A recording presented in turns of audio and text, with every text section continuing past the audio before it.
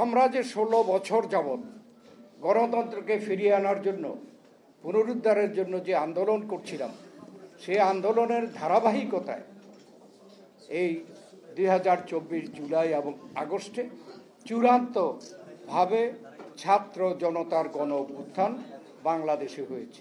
এবং এই ছাত্র জনতার গণ অভ্যুত্থানে বাংলাদেশ জাতীয়তাবাদী দল আন্তরিকভাবে এর পিছনে থেকে, সঙ্গে থেকে অংশগ্রহণ করে সফলতা এনেছে।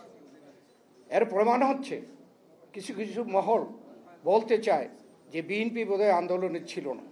যদি না থেকে থাকে তাহলে জুলাই আগস্টে বিএনপি এবং অঙ্গ সংগঠনের আমাদের প্রায় 150 বা 1400 মতো আমাদের যে কর্মীরা মৃত্যুবরণ করেছে এই আন্দোলনে, প্রায় 3000-এর মতো আহত হয়েছে।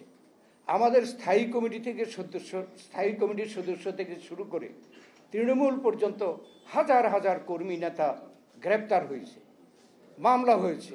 কেন হয়েছে? এই আন্দোলনে ছিল বলে। অতএব আজকে আপনারা দেখেছেন এই আন্দোলনের ফসল হচ্ছে নির্দলীয় নিরপেক্ষ এই অন্তর্বর্তীকালীন সরকার। আমরা বিএনপির পক্ষ থেকে তাদের ক্ষমতা গ্রহণের পর থেকে আমরা সমর্থন দিয়ে আসছি, এই জন্য যে এরা হলো ফসল এই ছাত্র জনতার চূড়ান্ত আন্দোলনের ফসল। আমরা চাই তারা সফল হোক। তারাও পাবলিকলি ঘোষণা করেছে প্রধান উপদেষ্টা যে স্বৈরাচারী সরকার, যারা পতিত সরকার, তারা বাংলাদেশের সকল সেক্টর ধ্বংস করে দিয়ে গেছে। এই সেক্টরগুলোকে যদি সঠিক করতে হয় এখানে সংস্কার প্রয়োজন, মেরামত প্রয়োজন।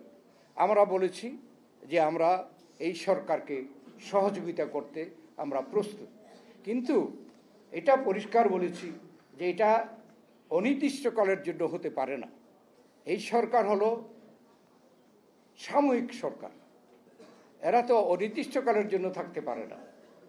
তাই তাদের যদি সফলভাবে বিদায় নিতে হয় তাহলে এদেশে জনগণের যে প্রত্যাশা, বৈষম্য থেকে দূরীভূত করার ব্যাপারে পদক্ষেপ, সব বৈষম্য এই সরকারই দূরীভূত করতে পারবে সেটা আমরা মনে করি না। কিন্তু সংস্কার শুরু করবে, পরবর্তী জনগণের নির্বাচিত সরকার সেটা পূরণ করবে, সেটাকে চলমান রাখবে।